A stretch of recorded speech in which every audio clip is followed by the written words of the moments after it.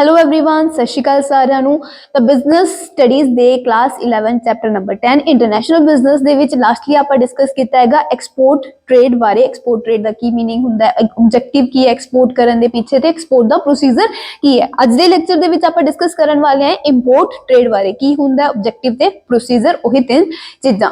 Import trade ਆਪਾਂ ਪਹਿਲਾਂ ਪੜ੍ਹੇ ਹੀ ਹੋਇਆ ਹੈਗਾ। ਕੀ ਹੁੰਦਾ ਹੈਗਾ ਕਿ ਜਦੋਂ ਤੁਸੀਂ ਆਪਦੀ ਕੰਟਰੀ ਦੇ ਵਿੱਚ ਦੂਸਰੀ ਕੰਟਰੀ ਦੇ ਵਿੱਚੋਂ ਗੁੱਡਸ ਮੰਗਵਾ ਰਹੇ ਹੋ, ਆਪ ਤੁਸੀਂ ਕੀ ਕਰ ਰਹੇ ਹੋ, ਪਰਚੇਜ਼ ਕਰ ਰਹੇ ਹੋ ਜਾਂ सर्विसेज या गुड्स की कर रहे हो, परचेज कर रहे होंगे फॉरेन कंट्री दे विचों, तो उन्होंने ਆਪਾਂ इंपोर्ट ट्रेड ਦਾ ਨਾਮ ਦਿੰਦੇ ਹੈਗੇ।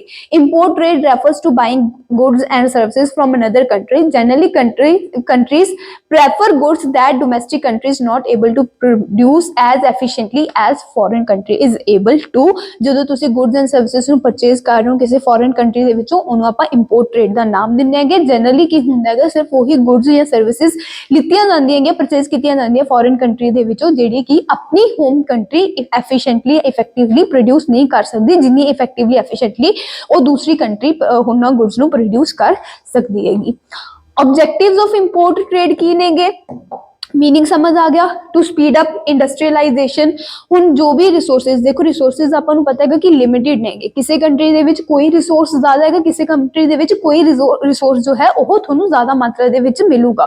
अगर तुहाडे देश दे विच कोई भी रिसोर्सिस, कोई भी इक्विपमेंट घट मात्रा दे विच हैगे, स्कार्स हैगे, तो उन्हां नूं दूसरी कंट्रीज दे विचों इंपोर्ट करा के तुसीं आपदी इंडस्ट्रीलाइजेशन दी स्पीड नूं अप कर सकदे होगे। To meet consumer demands. Similarly ਉਹੀ गुड्स जो तुहाडी कंट्री दे विच प्रोड्यूस नहीं कीतियां जा रही, लेकिन कस्टमर्स जो है वो उन्हां गुड्स नूं डिमांड करते हैगे, वो सारियां चीज़ां भी किहदे विच आ जाणगीआं, इंपोर्ट दे विच आ जाणगीआं। यानी कि उन्हां कारणा करके भी आपां की करदे हैगे, गुड्स इंपोर्ट करदे हैगे कस्टमर्स दी डिमांड नूं पूरा करन लई। To improve standard of living. ਉਹੀ ਜੇ ਤੁਸੀਂ ਆਪਦੇ ਲੋਕਾਂ ਦੀ ਸਟੈਂਡਰਡ ਆਫ ਲਿਵਿੰਗ ਇੰਪਰੂਵ ਕਰਨਾ ਚਾਹੁੰਦੇ ਹੋਗੇ ਤਾਂ ਨਵੀਂ ਨਵੀਂ ਟੈਕਨੋਲੋਜੀ, ਨਵੇਂ ਨਵੇਂ ਤਰੀਕੇ ਦੇ ਪ੍ਰੋਡਕਟ ਜਿਹੜੇ ਬਾਹਰਲੇ ਦੇਸ਼ ਯੂਜ਼ ਕਰਦੇ ਹੈਗੇ, ਉਹਨਾਂ ਨੂੰ ਆਪਾਂ ਕੀ ਕਰ ਲੈਣੇ, ਇੰਪੋਰਟ, ਤਾਂ ਕਿ ਆਪਣੇ ਦੇਸ਼ ਦੇ ਲੋਕ ਵੀ ਉਹਨਾਂ ਟੈਕਨੋਲੋਜੀ ਨੂੰ, ਉਹਨਾਂ ਪ੍ਰੋਡਕਟਸ ਨੂੰ ਯੂਜ਼ ਕਰਨ ਤੇ ਆਪਣੇ ਸਟੈਂਡਰਡ ਆਫ ਲਿਵਿੰਗ ਨੂੰ ਇਨਕਰੀਜ਼ ਕਰ ਸਕਣ। To overcome natural calamities. ਆਪਾਂ ਦੇਖਦੇ ਹਾਂ ਕਿ ਕਈ ਵਾਰੀ ਕੀ ਹੁੰਦਾ ਹੈਗਾ ਕਿ ਜਿਵੇਂ ਆਪਾਂ ਅਗਰ ਇੰਡੀਆ ਦੀ ਹੀ ਗੱਲ ਕਰੀਏ तो कई बार की होंगे नैचुरल क्लाइमेट ही करके कोई स्टेट, कोई शहर जो होंगे वो तबाह हो जाता, उत्थे दिक्कत आती है। जिवें मान लो कि बाढ़ आ गई, ਹੁਣ ਬਾੜ ਆਉਣ ਨਾਲ ਕੀ ਹੋਊਗਾ, ਉੱਥੇ ਫੂਡ ਗ੍ਰੇਨਸ ਦੀ, ਫੂਡ ਆਈਟਮਸ ਵਗੈਰਾ ਦੀ ਜਾਂ ਫਿਰ ਜੋ ਵੀ ਨੈਸੈਸਿਟੀ ਦੀਆਂ ਚੀਜ਼ਾਂ ਹੈਗੀਆਂ ਉਹਦੀ ਕਮੀ ਹੋ ਜਾਂਦੀ ਕਿ ਤਾਂ ਬਾਕੀ ਸਟੇਟਾਂ ਦੇ ਵਿੱਚੋਂ, ਬਾਕੀ ਸ਼ਹਿਰਾਂ ਦੇ ਵਿੱਚੋਂ ਆਪਾਂ ਕੀ ਕਰਦੇ ਹਾਂ, ਉਸ ਸ਼ਹਿਰ ਦੇ ਵਿੱਚ ਇਹਨਾਂ ਸਾਰੀਆਂ ਚੀਜ਼ਾਂ ਦੀ ਸਪਲਾਈ ਕਰਵਾ ਦੇਂਗੇ। ਸਿਮਿਲਰਲੀ ਇਹੀ ਚੀਜ਼ ਤੁਸੀਂ ਕੰਟਰੀ ਵਾਈਜ਼ ਸੋਚ ਲਓ ਕਿ ਇੱਕ ਕੰਟਰੀ ਦੇ ਵਿੱਚ ਕੀ ਹੈਗਾ, ਨੈਚੁਰਲ ਕਲਾਈਮੇਟੀ ਕਿਸੇ ਵੀ ਤਰ੍ਹਾਂ ਦੀ ਹੋ ਸਕਦੀ ਹੈ। ਅਰਥਕੁਏਕ ਆ ਗਿਆ, ਭੂਕੰਪ ਆ ਗਿਆ, ਬਾੜ ਆ ਗਈ, ਕਿਸੇ ਵੀ ਤਰ੍ਹਾਂ ਦੀ ਨੈਚੁਰਲ ਕਲਾਈਮੇਟੀ ਹੋ ਸਕਦੀ ਹੈਗੀ। ਉਹਦੇ ਕਰਕੇ ਜੇ ਤੁਹਾਡੀ ਕੰਟਰੀ ਦੇ ਵਿੱਚ ਕਿਸੇ ਵੀ ਰਿਸੋਰਸ ਦੀ, ਕਿਸੇ ਵੀ ਪ੍ਰੋਡਕਟ ਦੀ ਕਮੀ ਹੋ ਰਹੀ ਹੈਗੀ, ਤਾਂ ਉਹਦੇ ਕਰਕੇ ਵੀ ਆਪਾਂ ਕੀ कर देंगे, इंपोर्ट ट्रेड कर देंगे। To ensure national defence. हुण जिवें देखो इंडिया वर्गी कंट्रीज की कर देंगे, बाहरले देशों तो डिफेंस के इक्विपमेंट्स जिहड़े हुंदे हैगे वो इंपोर्ट कर देंगे, ताकि उन्हां दी डिफेंस जो है वो ज़्यादा स्ट्रोंग हो सके। अपने डिफेंस सिस्टम नूं ज़्यादा स्ट्रोंग करन लई इंडिया की करदा हैगा, बाहरले देशों तो गुड्स डिफेंस के जो इक्विपमेंट्स है वो इंपोर्ट करदा है। तां कुछ रीजनस नेगे जिन्हां करके आपां इंपोर्ट ट्रेड कर देंगे।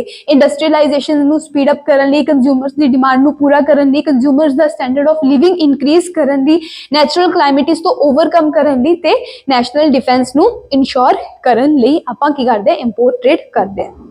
Now the main topic is import procedure. ਤਾਂ ਦੇਖੋ ਇੰਪੋਰਟ ਪ੍ਰੋਸੀਜਰ ਦੇ ਵਿੱਚ ਆ ਕੁਝ 10 ਸਟੈਪਸ ਤੁਹਾਨੂੰ ਦਿੱਤੇ ਹੋਏ ਹੈਗੇ। ਇਹ 10 ਸਟੈਪਸ ਇਨਵੋਲਵ ਹੋਣਗੇ। ਸਭ ਤੋਂ ਪਹਿਲਾਂ ਕੀ ਆਂਦਾ ਹੈਗਾ, ਟ੍ਰੇਡ ਇਨਕੁਆਇਰੀ। ਹੁਣ ਜੇ ਇਹਨੂੰ ਆਪਾਂ ਐਕਸਪੋਰਟ ਪ੍ਰੋਸੀਜਰ ਨਾਲ ਕੰਪੇਅਰ ਕਰਕੇ ਡਿਸਕਸ ਕਰੀਏ ਤਾਂ ਐਕਸਪੋਰਟ ਪ੍ਰੋਸੀਜਰ ਦੇ ਵਿੱਚ ਆਪਾਂ ਸਭ ਤੋਂ ਪਹਿਲਾਂ ਕੀ ਪੜਿਆ ਸੀਗਾ, ਰਿਸੀਟ of inquiry and sending quotation. ਇਹ ਸਭ ਤੋਂ ਪਹਿਲਾ ਸਟੈਪ ਸੀਗਾ ਐਕਸਪੋਰਟ ਟ੍ਰੇਡ ਦੇ ਵਿੱਚ। ਬਟ ਇੱਥੇ ਕੀ ਹੈਗਾ, ਟ੍ਰੇਡ ਇਨਕੁਆਇਰੀ। ਹੁਣ ਜੇ ਉੱਥੇ ਐਕਸਪੋਰਟਰ ਸਭ ਤੋਂ ਪਹਿਲਾਂ ਰਿਸੀਵ ਕਰ ਰਿਹਾ ਹੈਗਾ ਇਨਕੁਆਇਰੀ, ਤਾਂ ਇੰਪੋਰਟ ਪ੍ਰੋਸੀਜਰ ਦੇ ਵਿੱਚ ਕੀ ਹੋਊਗਾ, ਜੋ ਇੰਪੋਰਟਰ ਹੈ ਜਾਂ ਜਿਹੜਾ ਬੰਦਾ ਗੁੱਡਸ ਬਾਏ ਕਰਨਾ ਚਾਹੁੰਦਾ ਹੈ ਉਹ ਕੀ ਕਰੂਗਾ, ਐਕਸਪੋਰਟਰ ਨੂੰ ਇਨਕੁਆਇਰੀ ਭੇਜੂਗਾ। ਤਾਂ ਸਭ ਤੋਂ ਪਹਿਲੇ ਸਟੈਪ ਦੇ ਵਿੱਚ ਕੀ ਹੁੰਦਾ ਹੈਗਾ, ਤੁਸੀਂ ਜੋ ਵੀ ਗੁੱਡਸ ਮੰਗਵਾਉਣਾ ਚਾਹੁੰਦੇ ਹੋਗੇ ਉਹਦੀ ਆਪਾਂ ਸਰਚ ਕਰਾਂਗੇ ਕਿ ਕਿਹੜੀ ਕੰਟਰੀ ਦੇ ਵਿੱਚ ਉਹ ਗੁੱਡਸ ਤੁਹਾਨੂੰ ਮਿਲ ਜਾਣਗੀਆਂ ਤੇ ਕਿਹੜੇ-ਕਿਹੜੇ ਲੋਕ ਉਹਨਾਂ ਕੰਟਰੀਆਂ ਦੇ ਵਿੱਚ ਇਹ ਗੁੱਡਸ ਤੁਹਾਨੂੰ ਪਹੁੰਚਾ ਸਕਦੇ ਆ, ਯਾਨੀ ਕਿ ਕਿਹੜੇ ਬੰਦੇ ਤੁਹਾਨੂੰ ਗੁੱਡਸ ਉਹ ਐਕਸਪੋਰਟ ਕਰ ਸਕਦੇ ਹੈਗੇ। ਤਾਂ ਉਹ ਆ ਜਾਂਦੀ ਹੈਗੀ ਟ੍ਰੇਡ ਇਨਕੁਆਇਰੀ ਦੇ ਵਿੱਚ ਕਿ ਆਪਾਂ ਸਰਚ ਕਰ ਦੇਂਗੇ ਕਿੱਥੋਂ ਆਪਾਂ ਨੂੰ ਇਹ ਗੁੱਡਸ ਅਵੇਲੇਬਲ ਹੋ ਜਾਣਗੀਆਂ ਜਿਨ੍ਹਾਂ ਦੀ ਆਪਾਂ ਨੂੰ ਜ਼ਰੂਰਤ ਹੈ। Procurement of import licence, trade enquiry ਭੇਜਣ ਤੋਂ ਬਾਅਦ ਆਪਾਂ ਕੀ ਕਰਾਂਗੇ, ਲਾਇਸੈਂਸ ਲਵਾਂਗੇ। ਬੇਸਿਕਲੀ ਕਈ ਜੋ ਗੁੱਡਸ ਹੁੰਦੀਆਂ ਹੈਗੀਆਂ, ਕੁਝ ਟਾਈਪ ਆਫ ਗੁੱਡਸ ਜਿਹੜੀਆਂ ਹੁੰਦੀਆਂ ਹੈਗੀਆਂ ਉਹਨਾਂ ਲਈ ਤੁਹਾਨੂੰ ਲਾਇਸੈਂਸ ਲੈਣਾ ਪੈਂਦਾ ਹੈਗਾ ਜੇ ਤੁਸੀਂ ਉਹਨਾਂ ਨੂੰ ਇੰਪੋਰਟ ਕਰਵਾਉਣਾ ਹੈ। ਕਾਫੀ ਗੁੱਡਸ ਇਹੋ ਜਿਹੀਆਂ ਹੁੰਦੀਆਂ ਹੈਗੀਆਂ ਜਿਨ੍ਹਾਂ ਲਈ ਤੁਹਾਨੂੰ ਲਾਇਸੈਂਸ ਦੀ ਜ਼ਰੂਰਤ ਨਹੀਂ ਹੈਗੀ, ਬਿਨਾਂ ਲਾਇਸੈਂਸ ਤੋਂ ਵੀ ਤੁਸੀਂ ਗੁੱਡਸ ਕੀ ਕਰ ਸਕਦੇ ਹੋ, ਇੰਪੋਰਟ ਕਰਵਾ ਸਕਦੇ ਹੋਗੇ। ਤਾਂ ਉਹਦੇ ਲਈ ਤੁਹਾਨੂੰ ਚੈੱਕ ਕਰਨਾ ਪਊਗਾ ਕੀ ਪਾਲਿਸੀ ਹੈਗੀ ਐਕਸਪੋਰਟ ਇੰਪੋਰਟ ਦੀ, ਕੀ ਪਾਲਿਸੀ, ਇਹਨੂੰ ਐਗਜ਼ਿਮ ਪਾਲਿਸੀ ਵੀ ਕਿਹਾ ਜਾਂਦਾ ਹੈ। ਐਕਸਪੋਰਟ ਇੰਪੋਰਟ ਦੀ ਕੀ ਪਾਲਿਸੀ ਹੈਗੀ, ਕਿਹੜੀਆਂ ਗੁੱਡਸ ਦੇ ਵਾਸਤੇ ਲਾਇਸੈਂਸ ਜ਼ਰੂਰੀ ਹੈ, ਕਿਹੜੀਆਂ ਗੁੱਡਸ ਦੇ ਵਾਸਤੇ ਲਾਇਸੈਂਸ ਜ਼ਰੂਰੀ ਨਹੀਂ ਹੈਗਾ। ਇਹ ਚੀਜ਼ ਚੈੱਕ ਕਰਕੇ ਆਪਾਂ ਕੀ ਕਰਾਂਗੇ, ਲਾਇਸੈਂਸ ਆਬਟੇਨ ਕਰ ਲਾਂਗੇ। ਜੇ ਤੁਹਾਡੀਆਂ ਤੁਸੀਂ ਉਹ ਗੁੱਡਸ ਮੰਗਵਾ ਰਹੇ ਹੋ ਜਿਨ੍ਹਾਂ ਲਈ ਲਾਇਸੈਂਸ ਹੋਣਾ ਤੁਹਾਡੇ ਕੋਲ ਜ਼ਰੂਰੀ ਹੈ, ਫਿਰ ਆਪਾਂ ਲਾਇਸੈਂਸ ਲੈ ਲਾਂਗੇ। ਲੇਕਿਨ ਜੇ ਤੁਸੀਂ ਉਹ ਗੁੱਡਸ ਮੰਗਵਾ ਰਹੇ ਹੋ ਜਿਨ੍ਹਾਂ ਲਈ ਲਾਇਸੈਂਸ ਕੰਪਲਸਰੀ ਨਹੀਂ ਹੈਗਾ, ਫਿਰ ਤੁਹਾਨੂੰ ਲਾਇਸੈਂਸ ਲੈਣ ਦੀ ਜ਼ਰੂਰਤ ਨਹੀਂ ਹੈ।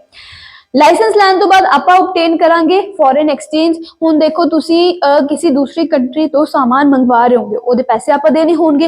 ਹੁਣ ਉਹਦੇ ਪੈਸੇ ਆਪਾਂ ਕਿਹੜੀ ਕਰੰਸੀ ਚ ਦੇਵਾਂਗੇ, ਜਿਹੜੀ ਵੀ ਉਸ ਦੇਸ਼ ਦੀ ਕਰੰਸੀ ਹੋਊਗੀ। ਤਾਂ ਆਪਾਂ ਕੀ ਕਰ ਲਾਂਗੇ, ਫੋਰਨ ਐਕਸਚੇਂਜ ਆਬਟੇਨ ਕਰ ਲਾਂਗੇ। ਫੋਰਨ ਐਕਸਚੇਂਜ ਦੇ ਵਿੱਚੋਂ ਜੋ ਵੀ, ਜਿਵੇਂ ਆਪਾਂ ਇੰਡੀਆ ਦੀ ਗੱਲ ਕਰੀਏ, ਜੇ ਤੁਸੀਂ ਇੰਡੀਆ ਦੇ ਵਿੱਚ ਮੰਗਵਾਉਣੀਆਂ ਹੈਗੀਆਂ ਗੁੱਡਸ, ਤਾਂ ਰਿਜ਼ਰਵ ਬੈਂਕ ਆਫ ਇੰਡੀਆ ਦੇ ਅੰਡਰ ਇੱਕ ਐਕਸਚੇਂਜ ਸਿਸਟਮ, ਇੱਕ ਐਕਸਚੇਂਜ ਆਰਗੇਨਾਈਜੇਸ਼ਨ ਕੰਮ ਕਰਦੀ ਹੈਗੀ। ਉਹਦੇ ਥਰੂ ਆਪਾਂ ਕੀ ਕਰ ਲਾਂਗੇ, ਫੋਰਨ ਐਕਸਚੇਂਜ ਦਾ ਇੰਤਜ਼ਾਮ ਕਰ ਲਾਂਗੇ।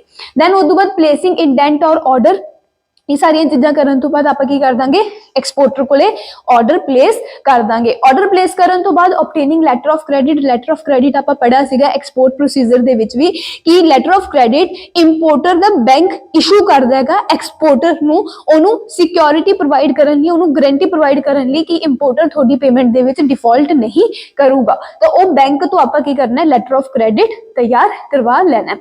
ਅਰੇਂਜਿੰਗ ਫॉर ਫਾਈਨੈਂਸ, ਹੁਣ ਦੇਖੋ ਗੁੱਡਸ ਜਿਹੜੀਆਂ ਹੈਗੀਆਂ ਭੇਜਣੀਆਂ ਐਕਸਪੋਰਟਰ ਨੇ ਹੈਗੀਆਂ, ਲੇਕਿਨ ਇੰਪੋਰਟਰ ਨੂੰ ਵੀ ਉਹਨਾਂ ਗੁੱਡਸ ਨੂੰ ਕਲੀਅਰ ਕਰਾਉਣ ਲਈ, ਉਹਨਾਂ ਗੁੱਡਸ ਤੇ ਮਤਲਬ ਦੇਖੋ ਜਦੋਂ ਵੀ ਗੁੱਡਸ ਦੂਸਰੇ ਦੇਸ਼ ਦੇ ਵਿੱਚ ਜਾਂਦੀਆਂ ਹੈਗੀਆਂ ਤਾਂ ਉਸ ਦੇਸ਼ ਦੇ ਵਿੱਚ ਜੋ ਵੀ ਟੈਕਸਿਸ ਵਗੈਰਾ, ਕਸਟਮ ਡਿਊਟੀਜ਼ ਵਗੈਰਾ ਲੱਗਦੀਆਂ ਹੈਗੀਆਂ, ਤੁਹਾਨੂੰ ਗੁੱਡਸ ਨੂੰ ਰਿਲੀਜ਼ ਕਰਵਾਉਣ ਵਾਸਤੇ ਕੀ ਕਰਨਾ ਹੋਊਗਾ, ਕੁਝ ਟੈਕਸਿਸ ਦੀ ਅਮਾਉਂਟ ਪੇ ਕਰਨੀ ਪਊਗੀ। ਤਾਂ ਉਹ ਗੁੱਡਸ ਨੂੰ ਰਿਲੀਜ਼ ਕਰਵਾਉਣ ਲਈ ਜੋ ਵੀ ਤੁਹਾਨੂੰ ਟੈਕਸਿਸ ਵਗੈਰਾ ਪੇ ਕਰਨੇ ਪੈਣਗੇ, ਉਹਦੇ ਲਈ ਆਪਾਂ ਕੀ ਕਰਾਂਗੇ, ਪੈਸਿਆਂ ਦਾ ਇੰਤਜ਼ਾਮ ਕਰ ਲਾਂਗੇ।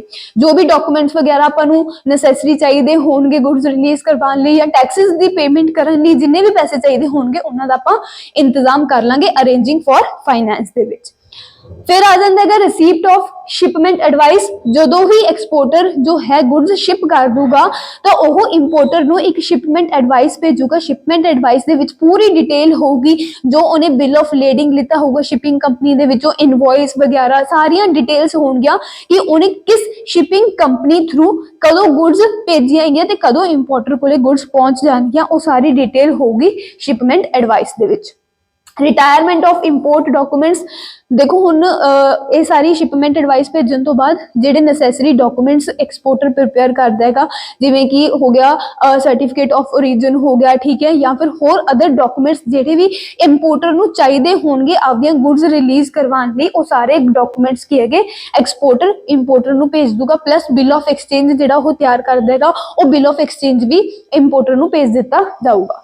अराइवल ऑफ गुड्स, दैन की होगा, गुड्स जो है उस सामने वाली कंट्री, जेडी भी कंट्री दे विच एक्सपोर्टर ने गुड्स भेजी, मतलब आप गुड्स मंगवा रहे हैं फॉर एग्जांपल अपनी गुड्स दे विच अपनी कंट्री दी पोर्ट ते जो गुड्स पहुंच जाणगियां तो ओदी इंफॉर्मेशन प्रोवाइड कर दी जाऊगी। जो ही इंपोर्टर नूं इंफॉर्मेशन मिलूगी कि गुड्स पहुंच गईयां तो इंपोर्टर नूं एक डॉक्यूमेंट प्रिपेयर करना पऊगा। उस डॉक्यूमेंट दा नाम हुंदा हैगा bill of entry. Bill of entry document they which importer नूं गुड्स दी सारी डिटेल मैंशन करनी पऊगी कि उन्हें किहड़ियां गुड्स किस एक्सपोर्टर तो किस पर्सन तो कदों मंगवाइयां सीगियां, वो सारी डिटेल उन्होंने इस bill of entry document they which mention करनी पऊगी। दैन ये बिल ऑफ एंट्री डॉक्यूमेंट लैके वो बंदा जाऊगा इंपोर्टर कस्टम क्लीयर करवाने लिए, यानी कि पोर्ट ते जिथे गुड्स पहुंचे हैं उत्थे कस्टम क्लीयरेंस लिए बिल ऑफ एंट्री लैके इंपोर्टर जाऊगा। उथों दे जिहड़े कस्टम ऑफिसर्स होणगे, जिहड़े भी कस्टम ऑफिसर्स होणगे ਉਹ इस बिल ऑफ एंट्री डॉक्यूमेंट ਨੂੰ ਕੀ ਕਰਨਗੇ, ਪ੍ਰੋਪਰਲੀ ਚੈੱਕ ਕਰਨਗੇ, ਸਾਰਾ ਕੁਝ ਮੈਚ ਕਰਨਗੇ ਕਿ ਜੋ ਗੁੱਡਸ ਉਹਨਾਂ ਕੋਲੇ ਪਹੁੰਚੀ ਹੈ, ਜੋ ਗੁੱਡਸ ਦੀ ਇਨਫੋਰਮੇਸ਼ਨ ਉਹਨਾਂ ਕੋਲੇ ਪਹੁੰਚੀ ਹੈਗੀ ਜਾਂ ਜੋ ਗੁੱਡਸ ਉਹਨਾਂ ਕੋਲੇ ਫਿਜ਼ੀਕਲੀ ਪਹੁੰਚੇਗੀ, ਉਹਨਾਂ ਨਾਲ ਇਹ ਬਿਲ ਆਫ ਐਂਟਰੀ ਡਾਕੂਮੈਂਟ ਜੋ ਹੈ ਉਹ ਮੈਚ ਹੁੰਦਾ ਹੈ ਕਿ ਨਹੀਂ ਹੁੰਦਾ। ਜੇ ਉਹਨਾਂ ਨੂੰ ਸਾਰੀ ਡਿਟੇਲ ਸਹੀ ਲੱਗਦੀ ਹੈਗੀ ਤਾਂ ਜਿੰਨਾ ਵੀ ਟੈਕਸ ਬਣਦਾ ਹੋਊਗਾ ਉਹਨਾਂ ਗੁੱਡਸ ਤੇ ਕਸਟਮ ਡਿਊਟੀ ਬਣਦੀ ਹੋਊਗੀ, ਉਹ ਕਸਟਮ ਡਿਊਟੀ ਕੈਲਕੂਲੇਟ ਕਰਕੇ ਇੰਪੋਰਟਰ ਨੂੰ ਕਸਟਮ ਡਿਊਟੀ ਪੇ ਕਰਨ ਲਈ ਭੇਜ ਦੇਣਗੇ। ਤੇ ਫਿਰ ਕੀ ਹੋਊਗਾ, ਕਸਟਮ ਜਦੋਂ ਡਿਊਟੀ ਪੇ ਹੋਗੀ ਗੁड्स ਰਿਲੀਜ਼ ਹੋ ਜਾਣਗੀਆਂ। ਲੇਕਿਨ ਅਗਰ ਇੰਪੋਰਟਰ ਫੇਲ ਹੋ ਜਾਂਦਾ ਹੈਗਾ ਕਸਟਮ ਡਿਊਟੀ ਪੇ ਕਰਨ ਲਈ, ਫਿਰ ਕੀ ਹੋਊਗਾ, ਗੁड्स ਜੋ ਹੈ ਉਹ ਰਿਲੀਜ਼ ਨਹੀਂ ਕੀਤੀਆਂ ਜਾਣਗੀਆਂ ਕਸਟਮ ਆਫਿਸਰਸ ਦੁਆਰਾ, ਤੇ ਉਹਨੂੰ ਉਦੋਂ ਤੱਕ ਜਦੋਂ ਤੱਕ ਕਸਟਮ ਡਿਊਟੀ ਪੇ ਨਹੀਂ ਹੁੰਦੀ ਉਹਨਾਂ ਗੁड्स ਤੇ, ਉਦੋਂ ਤੱਕ ਇੱਕ ਵੇਅਰ ਹਾਊਸ ਦੇ ਵਿੱਚ ਸਟੋਰ ਕਰ ਦਿੱਤਾ ਜਾਊਗਾ ਜਿਹੜਾ ਕਿ ਪੋਰਟ ਤੇ ਹੀ ਬਣਿਆ ਹੋਊਗਾ। ਤੇ ਉਹ ਵੇਅਰ ਹਾਊਸ ਨੂੰ ਆਪਾਂ ਨਾਮ ਦਿੰਦੇ ਹੈਗੇ ਬੌਂਡਡ ਵੇਅਰ ਹਾਊਸ ਦਾ। ਬੌਂਡਡ ਵੇਅਰ ਹਾਊਸ ਇੱਕ ਇਹੋ ਜਿਹੀ ਜਗ੍ਹਾ ਹੁੰਦੀ ਹੈਗੀ ਜਿੱਥੇ ਇੰਪੋਰਟ ਐਕਸਪੋਰਟ ਪ੍ਰੋਸੀਜਰ ਦੌਰਾਨ ਜਦੋਂ ਵੀ ਆਪਣੇ ਕੋਲੇ ਗੁड्स ਪਹੁੰਚਦੀ ਹੈਗੀਆਂ ਪੋਰਟ ਤੇ, ਜਦੋਂ ਤੱਕ ਇੰਪੋਰਟਰ ਉਹਦੇ ਉੱਤੇ ਕਸਟਮ ਡਿਊਟੀ ਪੇ ਕਰਕੇ ਉਹਨੂੰ ਰਿਲੀਜ਼ ਨਹੀਂ ਕਰਵਾ ਲੈਂਦਾ, ਤਾਂ ਜਿਸ ਜਗ੍ਹਾ ਤੇ ਉਹ ਗੁड्स ਸਟੋਰ ਕੀਤੀਆਂ ਜਾਂਦੀਆਂ ਹੈਗੀਆਂ ਉਹਨਾਂ ਨੂੰ ਬੌਂਡਡ ਵੇਅਰ ਹਾਊਸ ਜਗ੍ਹਾ ਨੂੰ ਕਿਹਾ ਜਾਂਦਾ ਹੈਗਾ। ਸੋ ਇਹ ਸੀਗਾ ਪੂਰਾ ਦਾ ਪੂਰਾ ਇੰਪੋਰਟ ਪ੍ਰੋਸੀਜਰ ਕਿ ਸਭ ਤੋਂ ਪਹਿਲਾਂ ਇਨਕੁਆਇਰੀ ਭੇਜੀ ਜਾਊਗੀ, ਫਿਰ ਲਾਇਸੈਂਸ ਦੀ ਅਗਰ ਜ਼ਰੂਰਤ ਹੈ ਤਾਂ ਲਾਇਸੈਂਸ ਲਿੱਤਾ ਜਾਊਗਾ, ਫੋਰਨ ਐਕਸਚੇਂਜ ਆਪਾਂ ਆਬਟੇਨ ਕਰਾਂਗੇ, ਆਰਡਰ ਪਲੇਸ ਕਰਾਂਗੇ, ਲੈਟਰ ਆਫ ਕ੍ਰੈਡਿਟ ਬਣਵਾ ਕੇ ਐਕਸਪੋਰਟਰ ਨੂੰ ਭੇਜਿਆ ਜਾਊਗਾ, ਡਿਊਟੀਜ਼ ਟੈਕਸਿਸ ਵਗੈरह ਪੇ ਕਰਨ ਲਈ ਜਿੰਨਾ ਪੈਸਾ ਚਾਹੀਦਾ ਉਹਦੀ ਅਰੇਂਜਮੈਂਟ ਹੋਊਗੀ, ਸ਼ਿਪਮੈਂਟ ਐਡਵਾਈਸ ਭੇਜੀ ਜਾਊਗੀ एक्सपोर्टर द्वारा इंपोर्टर ਨੂੰ, ਫਿਰ ਰਿਟਾਇਰਮੈਂਟ ਆਫ ਡਾਕੂਮੈਂਟਸ ਐਕਸਪੋਰਟਰ ਨੇ ਜਿਹੜੇ ਵੀ ਜ਼ਰੂਰੀ ਡਾਕੂਮੈਂਟਸ ਤਿਆਰ ਕੀਤੇ ਹੈਗੇ, ਜਦੋਂ ਬਿਲ ਆਫ ਐਕਸਚੇਂਜ ਐਕਸੈਪਟ ਕਰ ਲੂਗਾ ਇੰਪੋਰਟਰ, ਉਹ ਸਾਰੇ ਡਾਕੂਮੈਂਟਸ ਕੀ ਕਰ ਦਿੱਤੇ ਜਾਣਗੇ, ਇੰਪੋਰਟਰ ਨੂੰ ਰਿਟਾਇਰ ਕਰ ਦਿੱਤੇ ਜਾਣਗੇ, ਉਹਨੂੰ ਭੇਜ ਦਿੱਤੇ ਜਾਣਗੇ। ਗੁड्स ਅਰਾਈਵ ਹੋ ਜਾਣਗੇ, ਇੰਪੋਰਟਰ ਨੂੰ ਇਨਫੋਰਮੇਸ਼ਨ ਮਿਲ ਜੂਗੀ, ਤੇ ਉਦੋਂ ਇੰਪੋਰਟਰ ਕੀ ਕਰੂਗਾ, ਬਿਲ ਆਫ एंट्री डॉक्यूमेंट ਨੂੰ प्रिपेयर करके कस्टम ड्यूटी पे करके अपने गुड्स रिलीज करवा लूगा। अगर वो फेल हो जाते कस्टम ड्यूटी पे करन दी तो उन्ने टाइम तक गुड्स जो है वो कस्टम ऑफिसर कोले ही स्टोर पईयां रहणगीਆਂ। So that's it, thank you so much. इन्ना की ही अपना ये चैप्टर सीगा, ਇਹਦੇ ਵਿੱਚ ਆਪਾਂ ਨੂੰ ਐਕਸਪੋਰਟ ਇੰਪੋਰਟ ਪ੍ਰੋਸੀਜਰ ਬਾਰੇ ਦੱਸਿਆ ਗਿਆ। ਠੀਕ ਹੈ, ਇੰਟਰਨੈਸ਼ਨਲ ਬਿਜ਼ਨਸ ਕੀ ਹੁੰਦਾ, ਕੀ ਉਹਦੇ ਫਾਇਦੇ ਨੁਕਸਾਨ ਹੈ, ਇਹ ਸਾਰੀਆਂ ਚੀਜ਼ਾਂ, ਕੀ ਫਾਇਦੇ ਹੋਣਗੇ ਉਹਦੇ ਨਾਲ, ਕੀ ਰੀਜ਼ਨ ਹੈ ਆਪਾਂ ਨੂੰ ਇੰਟਰਨੈਸ਼ਨਲ ਬਿਜ਼ਨਸ ਕਰਨ ਦਾ, ਇਹ ਸਾਰੀਆਂ ਚੀਜ਼ਾਂ ਇਸ ਚੈਪਟਰ ਦੇ ਵਿੱਚ ਆਪਾਂ ਡਿਸਕਸ ਕੀਤੀਆਂ ਨੇ। ਹੁਣ ਇਸ ਚੈਪਟਰ ਦੇ ਵਿੱਚੋਂ ਕੋਈ ਵੀ ਡਾਊਟ ਰਹਿ ਗਿਆ, ਕੋਈ ਵੀ ਕੁਐਰੀ ਹੋਵੇ ਤੁਹਾਡੇ, ਉਹ ਸਾਨੂੰ ਕਮੈਂਟ ਸੈਕਸ਼ਨ ਦੇ ਵਿੱਚ ਦੱਸ ਦਿਓ, ਉਹ ਵੀ ਆਪਾਂ ਡਿਸਕਸ ਕਰ ਲਾਂਗੇ।